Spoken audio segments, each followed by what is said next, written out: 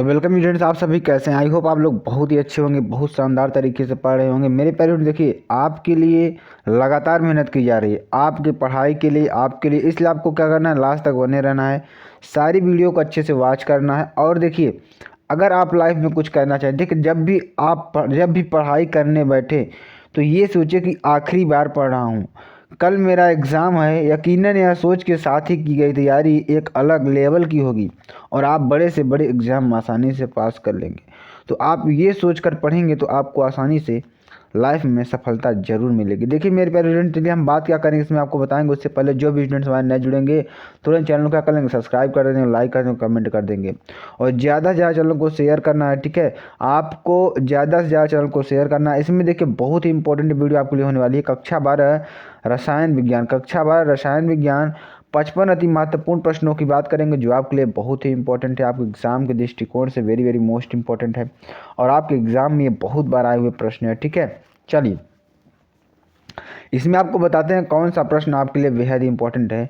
तो निम्न में से कौन सा अणुसंख्य गुणधर्म है, इसमें कौन सा ऐसा है जो अणुसंख्य गुण दर्शाता है। तो इसमें देखिए 4 ऑप्शन आपको मिलेंगे, श्यानता, परासरण दाब, प्रकाशिक घूर्णन या पृष्ठ तनाव। तो इसमें आंसर की बात करें, इसका आंसर क्या हो जाएगा, परासरण दाब। ठीक है, तो आपको लास्ट तक बने रहना अगर समझना है। ठीक है, अगर आपके अंदर जुनून है, ठीक है, अगर आपके अंदर जुनून है तो अगर आप निंदा से घबरा कर लक्ष्य को ना छोड़ें, क्योंकि लक्ष्य मिलते ही निंदा करने वाले राय बदल देते हैं। ठीक है, तो आपको लक्ष्य को नहीं छोड़ना है अपने। ठीक है, चलिए आगे आपको बताते हैं। अगला जो प्रश्न है, निम्नलिखित में से कौन सा विलयन, ठीक है, निम्नलिखित में से कौन सा विलयन, ठीक है, निम्नलिखित में से कौन सा विलयन हमारा, कौन सा विलयन विलयन का कौन सा भौतिक गुण अणुओं की संख्या पर निर्भर करता है। ऐसा विलयन की कौन सा गुण है जो हमारे किस पर भौतिक, यानी कि जो हमारा भौतिक गुण अणुओं की संख्या पर निर्भर करता है। तो कौन सा हमारा होगा मेरे प्यारे स्टूडेंट्स, यह होगा पृष्ठ तनाव। ठीक है, क्या होगा, पृष्ठ तनाव। चलिए अगला प्रश्न हमारा क्या है, अगला प्रश्न देखिए क्या है, वेरी वेरी मोस्ट इंपॉर्टेंट ये भी है। हिमांक का अवनमन सीधा अनुपात दर्शाता है, जो हिमांक का अवनमन है सीधा अनुपात दर्शाता है। क्या दर्शाता है, अगर इसका आंसर की बात करें, इसका आंसर क्या हो जाएगा, मोल की मोललता दर्शाता है। ठीक है, चलिए निम्नलिखित में से किसमें विलयन का अणुसंख्य गुण नहीं है। तो वाष्प दाब अवनमन, हिमांक अवनमन, पृष्ठ तनाव या परासरण दाब। तो आंसर की बात करें क्या हो जाएगा, पृष्ठ तनाव हो जाएगा। चलिए 18 ग्राम जल में, किसमें, 18 ग्राम जल में जल के कितने मोल होते हैं। तो 18 ग्राम जल में जल के जो मोलों की संख्या होती है मेरे स्टूडेंट्स, 1 मोल होती है। कितना, 1 मोल होती है। ठीक है, चलिए किसी भी इलेक्ट्रोड का इलेक्ट्रोड विभव निर्भर करता है, किसी भी इलेक्ट्रोड का जो इलेक्ट्रोड विभव है वह किस पर निर्भर करेगा। देखिए आपको इसमें दिख रहा होगा, धातु की प्रकृति पर, विलयन के ताप पर, विलयन की मोलरता पर। तो इसमें आंसर की बात करें, इसका आंसर क्या हो जाएगा, इनमें से सभी। ठीक है, चलिए आगे आपको बताते हैं। धातु जो सरलता से ऑक्सीकृत हो जाती है, वह धातु जो सरलता से ऑक्सीकृत हो जाती है। ठीक है मेरे प्यारे स्टूडेंट्स, आपके लिए बहुत ही इंपॉर्टेंट वीडियो होने वाली है, क्योंकि इसमें हम 55 अति महत्वपूर्ण प्रश्नों को पढ़ रहे हैं जो आपके एग्जाम में, आई होप कि ये प्रश्न आपके एग्जाम में वेरी वेरी मोस्ट इंपॉर्टेंट आपके लिए बहुत ज़्यादा हेल्प करेंगे। ठीक है, चलिए जो धातु सरलता से आकृष्कृत हो जाती है वह कौन सी है, एल्यूमिनियम है। ठीक है, निम्न में से कौन सा ऑक्साइड हाइड्रोजन द्वारा अपचयित होता है, इसमें कौन सा ऑक्साइड है जो हाइड्रोजन द्वारा अपचयित होता है। तो इसमें क्या है, Ag2O है। ठीक है, चलिए धातु जो हाइड्रोक्लोरिक अम्ल में H2 विस्थापित नहीं कर सकती है वह कौन सी धातु है, कॉपर धातु है। ठीक है, चलिए निम्न में से कौन सी अभिक्रिया संभव नहीं है, निम्न में से कौन सी अभिक्रिया संभव नहीं है। इसमें देखिए आपसे कौन सी अभिक्रिया होगी, यहाँ पे Fe+H2SO4 + FeSO4 हाइड्रोजन गैस में निकल रही है, तो यह अभिक्रिया आपकी संभव नहीं है। ठीक है, मेरे प्यारे स्टूडेंट्स, अगर आपको देखिए, अगर जो अपने कदमों की काबिलियत और विश्वास रखते हैं वो अक्सर ही मंजिल पर पहुंचते हैं। अगर आपको विश्वास है मेरे प्यारे स्टूडेंट्स कि आप 95% पा सकते हैं तो आप अच्छे तरीके से पा सकते हैं। ठीक है, चलिए आगे आपको बताते हैं। अच्छे चालकत्व विलयन वाले पदार्थ हैं, अच्छे चालकत्व वाले विलयन पदार्थ कौन होते हैं। 4 ऑप्शन में आपको देखने को मिलेगा, दुर्बल वैद्युत अपघट्य, प्रबल वैद्युत अपघट्य, विद्युत अपघट्य या उत्प्रेरक। तो आंसर की बात करेंगे तो आंसर की बात करें, आंसर क्या हो जाएगा, प्रबल विद्युत अपघट्य। ठीक है, चले। विशिष्ट चालकता की इकाई क्या होती है? विशिष्ट चालकता की इकाई क्या होती है? सेंटीमीटर की पावर -1 ओम की पावर -1। ठीक है, तो ये आपका आंसर हो जाएगा।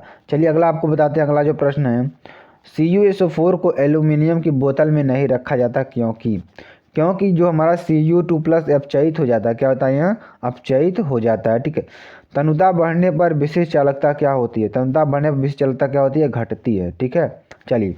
एक शून्य कोट की अभिक्रिया A+B क्रिया करके C के लिए वेग दर है, तो C के लिए वेग दर क्या होगी हमारी? A की पावर 0 B की पावर 0। ठीक है, तो क्या हो जाएगा यहाँ पे? हमारा आंसर हो जाएगा, यानी कि A की पावर 0 B की पावर 0 K इंटू। ठीक है, चलिए आगे आपको बताते हैं। अगला जो प्रश्न है आपकी वेरी वेरी मोस्ट इंपॉर्टेंट, सारे प्रश्न आपके एग्जाम के दृष्टिकोण से बहुत ही इंपॉर्टेंट है। ठीक है स्टूडेंट्स, चलिए। शून्य कोट की अभिक्रिया के लिए वेग नियतांक का मात्रक है, तो शून्य कोट की अभिक्रिया के लिए जो वेग नियतांक का मात्रक है वह क्या है? तो क्या होगा? Mole litre inverse second. ठीक है। वेग स्थिरांक ताप बढ़ने पर क्या होगा? जो वेग स्थिरांक है ताप बढ़ने पर क्या होगा? बढ़ेगा। ठीक है, चलिए। प्रथम कोट की अभिक्रिया के वेग स्थिरांक की इकाई है, तो प्रथम कोट की अभिक्रिया की जो वेग स्थिरांक की इकाई होती है वह क्या होती है? सेकंड इनवर्स होती है। ठीक है, चलिए। किस कोट की अभिक्रिया के लिए वेग तथा वेग स्थिरांक की इकाई समान होती है? तो किस कोट की अभिक्रिया के लिए? शून्य कोट की अभिक्रिया के लिए। ठीक है। निम्नलिखित में सर्वाधिक अस्थायी कौन सा है? निम्नलिखित सर्वाधिक अस्थायी क्या है? NH3 है। ठीक है, चलिए आगे आपको बताते हैं। निम्नलिखित में से किसकी अभिक्रिया से फास्फोरस से फास्जीन बनाया जाता है? निम्नलिखित में से किसकी अभिक्रिया से फास्फोरस से फास्जीन बनाया जाता है? तो किसकी अभिक्रिया से? NaOH की अभिक्रिया से। ठीक है, चलिए। SO2 अणु में सल्फर परमाणु का संकरण है, तो SO2 अणु में जो सल्फर परमाणु का संकरण होता है क्या होता है? sp2 होता है। क्या होता है? sp2 होता है। ठीक है। प्रबल विद्युत ऋणात्मक हैलोजन है, प्रबल विद्युत ऋणात्मक हैलोजन क्या है? F2 होता है। क्या होता है? F2 होता है। ठीक है, तो आपको अच्छी तरीके से समझ में आ गया होगा। फ्लोरीन, क्लोरीन, ब्रोमीन तथा आई तत्वों में विद्युत ऋणात्मकता का सही क्रम है। इसमें विद्युत ऋणात्मकता का सही क्रम क्या है? F। ठीक है, क्या हमारा? देखिए यहाँ तक अच्छी तरीके से आपको समझ में आ रहा होगा। क्या? देखिए F is greater than Cl is greater than Br is greater than I, आपका ये सही हो जाएगा। ठीक है, चलिए अगला जो प्रश्न हमारा क्या है? क्लोरीन प्रबलतम ऑक्सी अम्ल है। ठीक है, क्लोरीन का प्रबलतम ऑक्सी अम्ल कौन सा है? HClO4 होगा। ठीक है, चलिए। वायुमंडल में सर्वाधिक, किसमें? वायुमंडल में सर्वाधिक पाई जाने वाली गैस कौन सी होती है? आपको वायुमंडल में सर्वाधिक गैस कौन सी पाई जाती है? तो कौन सी पाई जाती है? आर्गन गैस पाई जाती है। ठीक है, चलिए। हीलियम का मुख्य स्रोत क्या है? किसका? हीलियम का मुख्य स्रोत क्या है? तो हीलियम का मुख्य स्रोत आपका क्या होता है मेरे पेरेंट्स? क्या होता है? मोनोजाइट होता है। ठीक है, चलिए आगे आपको बताता अगला प्रश्न क्या है, very very most important. XeFO4 में Xe परमाणु का संकरण क्या होता है? sp3d2 होता है। ठीक है, चलिए। फ्लोरीन की ऑक्सीकरण संख्या, फ्लोरीन की जो ऑक्सीकरण संख्या होती है क्या होती है? तो फ्लोरीन की जो ऑक्सीकरण संख्या होगी वह आपकी होगी -1। ठीक है, चलिए आगे आपको बताते हैं अगला प्रश्न क्या है। संक्रमण तत्वों में 4D यानी 4D श्रेणी का तत्व कौन सा है? तो कौन सा है हमारा? 47B। ठीक है, कौन सा है? 47B। निम्नलिखित में अनुचुंबकीय यौगिक कौन है? जो अनुचुंबकीय यौगिक है कौन सा है? FeSO4 है। ठीक है, चलिए। निम्नलिखित में अनुचुंबकीय आयन कौन सा है? Ni2+ है। ठीक है, चलिए आगे आपको बताते हैं। रंगीन आयनों को निर्माण संभव होता है, जो रंगीन आयन होते हैं उसका निर्माण संभव होता है जब यौगिक में विद्यमान होते हैं। क्या विद्यमान होते हैं? अयुग्मित इलेक्ट्रॉन विद्यमान होते हैं। निम्न में से रंगहीन आयन कौन है? निम्न में से रंगहीन आयन कौन है? Cu+ है। ठीक है।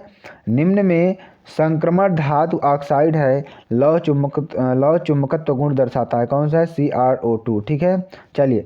संक्रमण धातु जो परिवर्ती ऑक्सीकरण अवस्था नहीं प्रदर्शित करता है, कौन सा है? Zn। ठीक है। निम्न तत्वों में लैंथेनाइट तत्व है, तो निम्न तत्वों में लैंथेनाइट तत्व कौन सा है हमारा? सीरियम है। कौन सा है? सीरियम है। ठीक है। हैलोफार्म किसके ट्राई हैलोजन व्युत्पन्न है? तो हैलोफार्म किसके ट्राई हैलोजन व्युत्पन्न है? तो किसके हैं? मेथेन के हैं। ठीक है, किसके हैं? मेथेन के होते हैं। ठीक है, चलिए आगे आपको बताते हैं। अगला प्रश्न देखिए, वेरी वेरी मोस्ट इंपॉर्टेंट है भी है आपके एग्जाम के दृष्टिकोण से। निम्नलिखित अभिक्रिया C6H6 सी क्या हमारा H3Cl, ठीक है, C3Cl2 है मेरे प्यारे स्टूडेंट, ठीक है। तो आप लोग देख लीजिएगा इसको, उत्पाद में उत्पाद क्या होता है, C6H6Cl6 होता है, ठीक है। चलिए, प्रशीतक के रूप में प्रयोग होने वाला यौगिक क्या है, प्रशीतक के रूप में जो प्रयोग होता है यौगिक हमारा क्या है, CF2Cl2 है, ठीक है। CHCl3 ऑक्सीकरण देता है, क्या देता है, फास्जीन, फास्जीन देता है, ठीक है। फास्जीन है, फास्जीन क्या है हमारा, COCl2 होता है। क्लोरोपिक्रीन क्या होता है, तो CCl3 यानी CCl3NO2 होता है, ठीक है।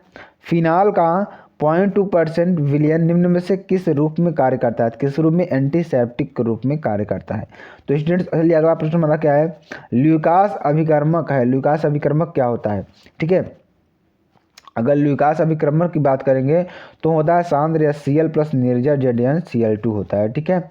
फिनाल को नाइट्रिक अम्ल के साथ गर्म करने पर, किसके साथ, नाइट्रिक अम्ल के साथ गर्म करने पर प्राप्त होता है, क्या प्राप्त होता है, पिक्रिक अम्ल प्राप्त होता है, ठीक है। रोजेमुंड अपचयन द्वारा प्राप्त होता है, तो रोजेमुंड अपचयन द्वारा प्राप्त क्या होता है, एल्डिहाइड प्राप्त होता है, ठीक है। चलिए, निम्न में कौन सा फेहलिंग विलयन का अपचयन नहीं कर सकता है, तो कौन सा है हमारा, एसिटिक अम्ल है, ठीक है। चलिए, निम्न में से कौन सबसे प्रबल अम्ल है, कौन सा है, Cl3COOH, ठीक है। चलिए आगे आपको बताते हैं, नाइट्रोबेंजीन को कहते हैं, नाइट्रोबेंजीन को क्या कहते हैं मेरे पेरेंट्स, वहाँ कहते हैं मीथेन का तेल, क्या कहते हैं, मीथेन का तेल। नाइट्रोबेंजीन का उदासीन माध्यम में अपचयन कराने पर प्राप्त होता है, क्या प्राप्त होता है, C6H5NaOH प्राप्त होता है, ठीक है। सबसे अधिक क्षारकीय अमीन कौन सा है, C2H5NaH होता है, ठीक है। चलिए 54 नंबर की बात करेंगे, कार्बिल अमीन अभिक्रिया से में बनता है, तो कार्बिल अमीन अभिक्रिया में क्या बनता है, आइसोसाइनाइड बनता है, ठीक है। चलिए, निम्न यौगिकों में कौन सा टॉलिन अभिकर्मक को अपचयित करता है, तो कौन सा करता है, C6CH5NH2 करता है। तो स्टूडेंट्स आपको प्रश्न कैसे लगे कमेंट सेक्शन में जरूर बता सकते हैं। फिर मिलते हैं नेक्स्ट वीडियो में नए टॉपिक के साथ, तब तक के लिए जय हिंद जय भारत।